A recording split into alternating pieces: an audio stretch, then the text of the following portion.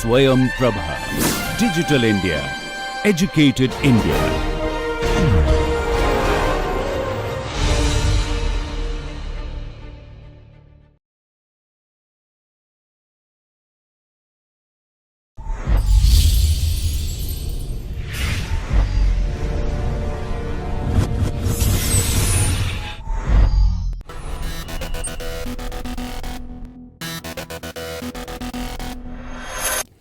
We will continue with our discussions on sentences. Throughout the course, we have been looking at structures of sounds, words and sentences. In a more precise way, we are looking at underlying patterns of sounds, words and sentences. And to be even more precise, the relationship between these things with human mind. With such a goal in mind, we will continue looking at sentences.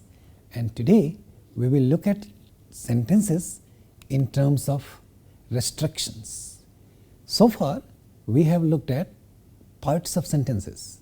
We have looked at components of sentences that make sentence. Lexical categories, functional categories, phrases, their structure and how such a structure helps us understand the relationship between different categories, both visible and not so visible. That is, the phrase structure helps us understand relationship between lexical categories and functional categories, both. And this is what we mean when we say or when we ask a question every time, what is it that makes a sentence? What actually makes a sentence is the connection between the two, that is lexical category and functional category.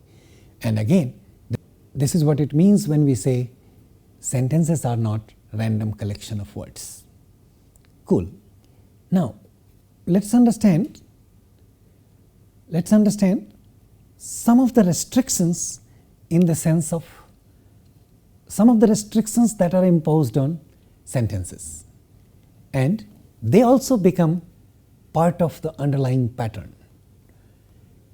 First thing that we see, and we can look at these things in terms of theoretical constructions, and we can look at construction of theory around these things, but without getting into the theoretical details about these things, we are trying to look at these things in terms of restrictions, which in turn helps us understand the underlying patterns of sentences. Now remember, we have talked about two parts of a sentence, subjects and predicates. And in a descriptive way, we have tried to understand and we have tried to analyze that a sentence is not possible without a subject. Even when we do not find a subject in a sentence, it is dormant and underlyingly present. Take an example of a sentence like, get out of here, or a nice kind of advice, sleep well. These sentences have subjects which are underlying. So looking at the structure of the sentence, looking at the mental representation of this sentence in terms of its structure, we can only say the subject of the sentence is not overtly present and not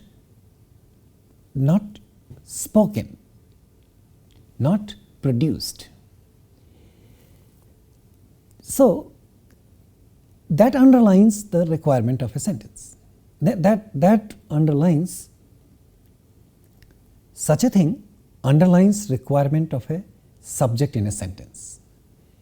We want to show you some examples to understand this requirement in a more precise way, where we take some examples from English. Look at some of the sentences from on the screen. Sentences like it rained, or it snowed, it hailed, it is likely that Bob left, Now, in all these sentences, you find an element which is underlined, it. Grammatically, this serves the function of a sentence. Grammatically, this serves the function of a subject. Semantically, these elements are vacuous. These elements are null. In other words, these elements do not carry any meaning in this sentence. Try to find out the meaning of it in this sentence. You know the meaning of it. There are two types of it in English.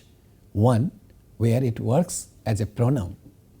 When it comes at a different position in a sentence, such as I liked it. In that sentence, it replaces something and then it has got a meaning. However, when it occurs in the subject position in English sentences, it does not have meaning. So, what is the function of this meaningless element in the sentence? At the same time, and while trying to understand the function of meaningless elements in the subject position in English, we are also trying to understand the principle of economy that operates in languages. Principle of economy tells us that sentences do not want to use too many words. So, the same word, languages do not want to use too many words, sentences do not want to use too many words. Therefore, it is as far as possible, to whatever extent possible, various different functions can be taken care of by existing elements in the language. So, there are this is why we mentioned there are two types of it. In other words, there are two functions of it. One as the pronominal function, where it gets its meaning. The other where it is made semantically vacuous, semantically null, where it does not contain any meaning, and then it fulfills the function of a subject. In such a situation, it is only used to fulfill the requirement of the sentence that a sentence must have a subject. This kind of requirement is called, has been named as extended projection principle. Now, I have mentioned it that I do not want you to look at or to carry these theoretical terms in mind, but I definitely want you to understand with this idea of extended projection principle, the idea which we also said that a sentence is not possible without a subject. This is a principle which applies to sentences of all languages, sentences of all types. To great extent, English does not allow dropping of subjects, whereas in other languages, sentences allow dropping of subjects. Therefore, we do not need this type of an arrangement where we need to strip an element with its meaning and use it for just grammatical purpose of fulfilling the space for a subject. Such a thing is also called an expletive or a pleonastic subject. These elements only fulfill the requirement of a subject. Now, let us take it from here that this tells us that a sentence cannot go without a subject. In some languages like English, it has to be lexically filled, therefore it. This is one of the restrictions which tells us about the construction of a sentence and the underlying principles of sentences. Now, we want, while understanding some of these restrictions further, we would want to look at some more in terms of selectional restrictions. And even before that, we want to look at something which is called categorical selections. And now we are moving to predicates and some of the requirements, some of the restrictions that predicates follow in order to construct a predicate. So, certain heads impose particular demand on the category of an XP they combine with. It simply means, look at a verb phrase, look at the verb head. If we have a transitive verb, it is going to need an object. That is the meaning of this thing. And with the requirement of the object, it follows, so that much is the requirement of the object with the verb in the cases of transitive verbs or ditransitive verbs is one type of restriction that is taken care of by the grammar, by the rules of grammar.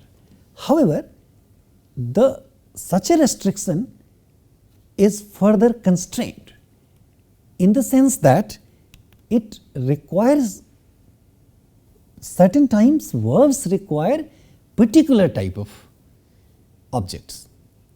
So, for example, let us look at 3 examples on the screen that you have. The verb know, the verb ask, and the verb wonder. These are put in these examples in italics. There are examples for us to see these things, that a verb like know can take 3 types of objects. It can take a simple NP as an object. It can also take an indicative sentence as an object, and then it can take an interrogative sentence as well. John knows the time. The time as an object of the verb know is a simple object, simple NP. John knows that the world is full of noises. That the world is full of noises is an example of an indicative sentence, and the whole sentence serves the purpose of an object. The whole sentence is the object for the verb know. Therefore, this verb is a different type of verb, and what we are trying to say, that not all the verbs require such objects, and a verb like know can also take an interrogative sentence as its object in 3rd example, that is John knows what the time is. John knows what the time is. A simple NP, an indicative sentence, and an interrogative sentence. All these 3 types of things could be the object of a verb know. Similarly, the verb ask can take a simple NP, an interrogative sentence, but it does not take an indicative sentence as its object. So, we can say John asked me the time. We can also say John asked me what the time was. So, a simple NP and an interrogative sentence, both are okay, but the example B, John asked me that the world was full of noises, is not a grammatical sentence because the verb ask does not take an indicative sentence as its object. In this case, as we have seen before, an indicative sentence is that the world was full of noises is an example of an indicative sentence. When we look at the 3rd example of a verb like wonder, we see this verb can only take an interrogative sentence as its object, not a simple NP, not an indicative sentence. So, we cannot say Paul wonders the time. Paul wonders that the world was full of noises. Paul wonders what time. Paul wonders what the time is the only possible sentence, which indicates that a verb like wonder can only take an interrogative sentence as its object. Now see, the first restriction is that a transitive verb will need an object. Now we see that certain categories require a special kind of restrictions, and all these things are figured out. All these things are stored as rules in some sort of inventory of human mind. We will want to look at one more type of example where we want to see, which is known as semantic restriction, semantic selection. If we want to describe the restrictions that we have done in grammatical way, what we want to, if we want to look at the same thing in with semantic perspective, we would say things like no, for the verb no, a complement must be a question or a proposition. For a verb like ask and wonder, complement must be a question. This is a description with respect of semantic selection. This can be described as semantic restriction. We will come back and we will look at some of the properties of semantic restriction little later as well. One more restriction that sentences follow is called selectional restriction, where again in a different way words or verbs or various different categories of words would have their own selection, and such a thing is called selectional restriction. So look at the sentence like my dog loves to read newspapers. Grammatically speaking, this sentence is perfectly all right. We have used such sentences for us to see the autonomy of syntax, the autonomy of a structure, and then at that time we tried to argue that sentence structure is different from how meaning is constructed.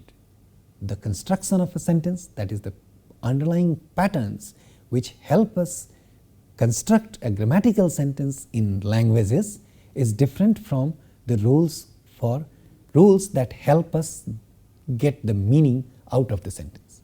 At this point, we would only like to say that we want to understand two things separately. All right.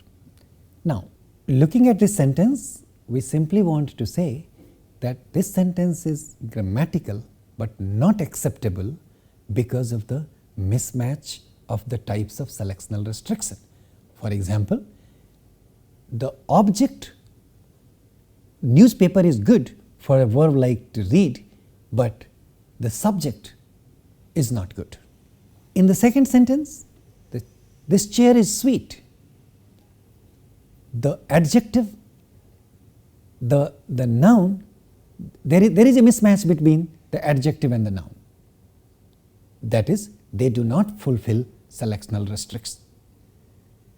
They do not fulfill selectional requirements, and because of the violation of such a requirement, this sentence is unacceptable. Buildings walk slowly. Again, there is a mismatch which follows from selectional restriction. So these restrictions help us understand in a more precise way some of the underlying patterns of sentences, which again helps us understand sentences properly. Thank you.